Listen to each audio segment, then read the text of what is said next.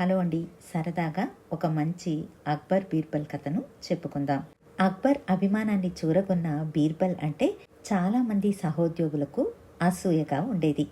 ఎలాగైనా అక్బర్ నుంచి బీర్బల్ను దూరం చేయాలని ఎప్పటికప్పుడు ప్రయత్నిస్తూ ఉండేవారు. అలా అసూయపడే వారందరూ ఒకసారి ఒక సభను ఏర్పాటు చేశారు. బీర్బల్ను ఎలా ఇరికించాలా అని ఆలోచించసాగారు. వాళ్లలో ఒకడైన దావూద్ అనే వ్యక్తి మహారాజు అక్బర్ నుంచి బీర్బల్ను వేరు చేయడానికి నా దగ్గర ఒక మంచి ఉపాయం ఉంది అని అంటాడు. మిగిలిన వాళ్ళందరూ ఆసక్తిగా ఏంటని అడుగుతారు. అప్పుడు ఆ వ్యక్తి బీర్బల్ నిజాయితీ మీద అక్బర్కు అనుమానం వచ్చే విధంగా చెయ్యాలి అని అంటాడు. అదెలా సాధ్యపడుతుంది అని అడుగుతారు మిగిలిన వాళ్ళు. దానికి దావూద్ నా దగ్గర ఒక మంచి ఉపాయం ఉంది అని అంటాడు.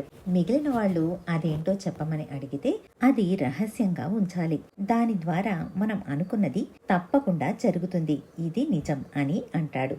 అందరూ ఎంతో సంతోషించి ఈ పని నువ్వు చేయగలిగితే నిన్ను మా నాయకుడిగా ఎంచుకుంటాం అని అంటారు. అప్పుడు దావూద్, దానికి మీరు ఒక పని చెయ్యాలి. మీరందరూ ఎప్పటిలాగే సభకు చక్రవర్తి కన్నా ముందు చేరుకోండి. నేను ఆలస్యంగా వస్తాను. నా గురించి చక్రవర్తి అడిగినప్పుడు నేను ఏదో ఘోరమైన నేరాన్ని చూశానని, దానివల్ల మానసికంగా కుంగిపోయానని, కాస్త తేరుకుని రావడానికి ప్రభువుల అనుమతి కోరానని చెప్పండి.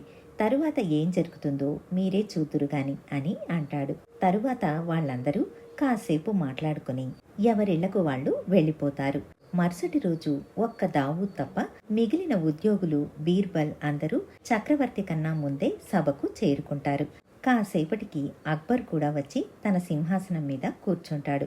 ఇంతలో నెమ్మదిగా లేస్తున్న ఒక ఉద్యోగిని చూసి, అక్బర్, నువ్వేదైనా చెప్పాలనుకుంటున్నావా అని అడుగుతాడు. దానికి ఆ వ్యక్తి, ప్రభు, ఈరోజు దావూద్ కాస్త ఆలస్యంగా సభకు వస్తానని మీ అనుమతిని కోరాడు అని చెబుతాడు. ఏంటి విషయం అని అడుగుతాడు అక్బర్. తాను చూడరాని నేరం ఏదో చూశాడట. అది కూడా ఆస్థానంలోని ఒక ప్రముఖుడే చేశాడట. అది చూసి దిగ్భ్రాంతికి లోనయ్యాడట. కోలుకోవడానికి కాస్త సమయం పడుతుందని, అందుకే కాస్త ఆలస్యంగా వస్తానని చెప్పమన్నాడు అని అంటాడు. ఆస్థానంలోని వ్యక్తే ఆ నేరం చేశాడని విన్న చక్రవర్తి ఎంతో విచారించి ఏమీ మాట్లాడలేక మౌనంగా ఉండిపోయాడు. సభ అంతా నిశ్శబ్దం ఆవరిస్తుంది. కాసేపటికి దావూద్ సభలోకి ప్రవేశించే చప్పుడు వినిపిస్తుంది. దావూద్ వచ్చి అక్బర్కు వినయంగా నమస్కరిస్తాడు. వెంటనే అక్బర్, నువ్వేదో నేరం చూశావట అని అడుగుతాడు. అవును ప్రభు అంటాడు దావూద్. మన ఆస్థాన ప్రముఖుల్లోని ఒకరు ఈ పని చేశారట, నిజమేనా అని అడుగుతాడు. అవును ప్రభు, అందుకే దాని గురించి మర్చిపోదాం అంటాడు దావూద్. అప్పుడు అక్బర్, చట్టం ముందు అందరూ సమానమే. ఇంతకు నువ్వు చూసిన నేరమేంటి, చేసింది ఎవరు అని అడుగుతాడు. మరెవరో కాదు ప్రభు, బీర్బల్ అంటాడు దావూద్. సభలోని వారందరూ ఆశ్చర్యంగా బీర్బల్ వైపు చూస్తారు. చక్రవర్తి ఆశ్చర్యపోయి, బీర్బలా అని అడుగుతాడు. అవును ప్రభు, నిన్న సాయంకాలం రోడ్డు వైపు నడుచుకుంటూ వెళ్తున్న బీర్బల్ కింద పడిన హారాన్ని తీసుకున్నాడు. అతడు తన మెడలో వేసుకుంటాడు అని అనుకుంటే అటూ ఇటూ చూసి తన జేబులో దాచుకుని అక్కడి నుంచి తొందరగా వెళ్ళిపోయాడు. అటుగా ఒక వ్యక్తి వచ్చి తాను హారాన్ని పోగొట్టుకున్నానని ఎవరైనా చూశారా అని అడిగాడు. తరువాత ఏడుస్తూ వెళ్ళిపోయాడు. నేను ఆ యువకుడి వివరాలేది కనుక్కోలేకపోయాను అని అంటాడు.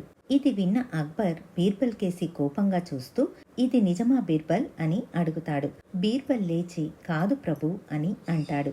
అప్పుడు దావూద్ నటిస్తూ, వదిలేయండి ప్రభు, నేనే పొరపడ్డానేమో అని అంటాడు. దానికి అక్బర్, ఇప్పుడు బీర్బల్ నిరపరాధి అని ఎలా నిరూపిస్తావ్ అని అడుగుతాడు. ప్రభు, మీరు అనుమతిస్తే బీర్బల్ నిరపరాధి అని నిరూపించడానికి నా దగ్గర ఒక పరీక్ష ఉంది అంటాడు దావూద్. ఏంటా పరీక్ష అని అడుగుతాడు అక్బర్. ప్రభు, బాగా కాలిన 2 ఇనుప కడ్డీలను తెప్పించండి. బీర్బల్ వాటిని తన వట్టి చేతులతో పట్టుకోవాలి. అతడి చేతులు కాలకపోతే అతడు నిరపరాధి అని అర్థం అని అంటాడు. ఇంతలో సభలో ఉన్న వృద్ధుడొకడు, బీర్బల్ అంతటి నీచమైన పని చేసి ఉండడు, అయినా పరీక్షలో నెగ్గితే తను నిరపరాధి అని తెలిసిపోతుంది కదా అని అంటాడు. మిగిలిన సభికులు కూడా అవునని అంటారు. అక్బర్ బీర్బల్ కేసి, చట్టం ముందు అందరూ సమానమే కాబట్టి ఈ పరీక్షలో నెగ్గి నీ నిజాయితీని నిరూపించుకో బీర్బల్ అని అంటాడు. బీర్బల్కు తాను చిక్కుల్లో పడ్డట్టు అర్థమవుతుంది. వట్టి చేతులతో ఎవరు కాలిన కడ్డీని పట్టుకున్నా చేతులు కాలుతాయి. ఇప్పుడు ఏం చెయ్యాలా అని ఆలోచించి తరువాత అక్బర్తో, ప్రభు, ఈ పరీక్షకు నేను సిద్ధమే. అయితే దావూద్ నిజమే చెబుతున్నాడు కాబట్టి ముందుగా ఆ కాలిన కడ్డీలను తన వట్టి చేతులతో పట్టుకుని నా చేతులకు అందిస్తే తప్పకుండా పట్టుకుంటాను అని అంటాడు. బెదిరిపోయిన దావూద్ తాను తీసిన గొయ్యిలో తానే పడ్డాడని గ్రహించి వీలు కాదు అని అరుస్తాడు. బీర్బల్ ఎత్తుకు పై ఎత్తు వేశాడని గ్రహించి, ప్రభు క్షమించండి, నేను నిన్న చూసిన వ్యక్తి బీర్బల్ కాదు, అతడు ఇంకా పొడవుగా ఉన్నాడు, నేను పొరపాటు పడ్డాను, అయినా మన బీర్బల్ అలా ఎందుకు చేస్తాడు, నన్ను క్షమించండి అని అక్బర్ కాళ్ల మీద పడతాడు. అక్బర్ కోపంతో ఈ నీచుణ్ణి చెరసాలలో బంధించండి అని ఆజ్ఞాపిస్తాడు. తరువాత బీర్బల్తో, క్షణకాలం పాటు బుద్ధి మందగించి నిన్ను పరీక్షించాలని అనుకున్నాను, క్షమించు బీర్బల్ అని అంటాడు. ఇదండి బీర్బల్ తెలివితేటలను తెలిపే ఒక మంచి కథ. మళ్ళీ మరొక మంచి కథతో మీ ముందుంటాను. ధన్యవాదాలు.